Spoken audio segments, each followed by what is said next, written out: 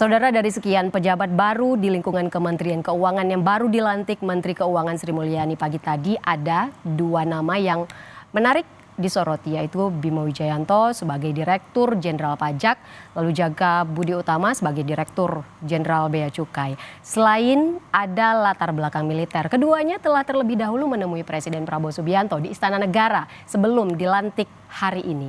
Kita akan membahas ini bersama mantan wartawan Istana Harian Kompas, Suhartono. Mas Har, baik, Pak. Sehat ya Mas Har? Sehat. Jaka Budi Utama, ini kan sebelumnya perwira TNI aktif ya, Mas Ya. Har, lalu Bimo Wijayanto lulusan Taruna Nusantara. Kalau kita lihat berbeda dari sebelum-sebelumnya ya, pejabat di Kementerian Keuangan biasanya berasal dari pejabat karir di Kementerian Keuangan. Apa Mas Har yang bisa Anda cermati dari kedua sosok pejabat baru yang menempati posisi penting di Kementerian Keuangan? Yang pertama mungkin saya dulu tuh lama, hampir 4 tahun bertugas di Kementerian Keuangan. Jadi Kementerian Keuangan setiap kali mengangkat pejabat baru untuk eselon 1, dirjen itu kan eselon 1 ya, itu selalu dilakukan assessment dan bidding.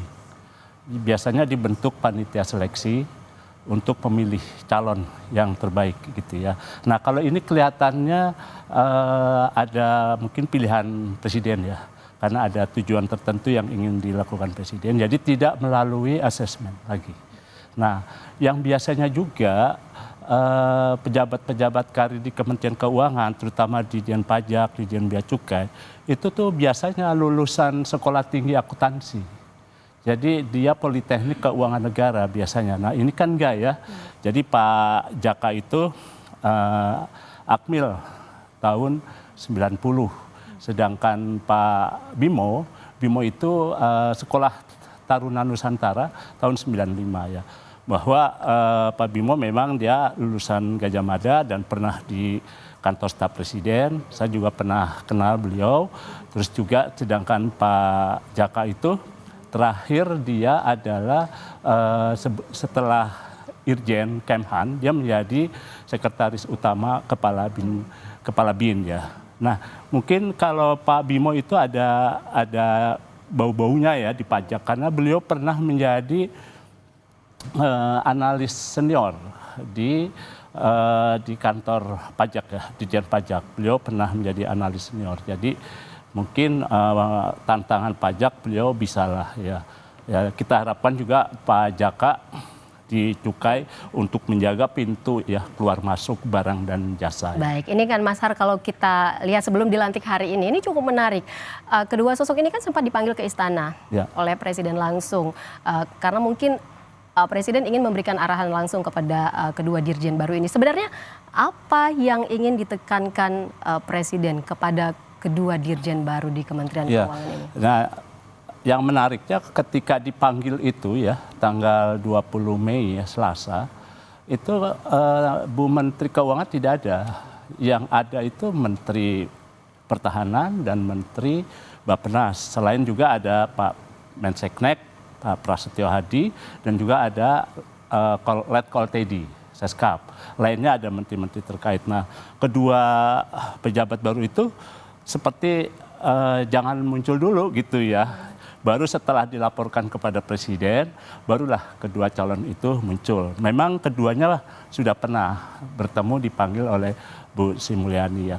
Kalau keduanya itu barangkali memang ada keinginan presiden ya, upaya untuk memperbarui ya kinerja peningkatan baik penerimaan maupun kebijakan-kebijakan di pajak maupun di kepabeanan ya. Berarti termasuk untuk menaikkan rasio penerimaan negara ya Mas Har. Iya. Artinya apakah menurut Anda apa yang sebenarnya membuat Presiden begitu yakin kepada kedua dirjen baru ini bahwa dengan dipilihnya kedua dirjen baru ini bisa mewujudkan keinginan Presiden Prabowo?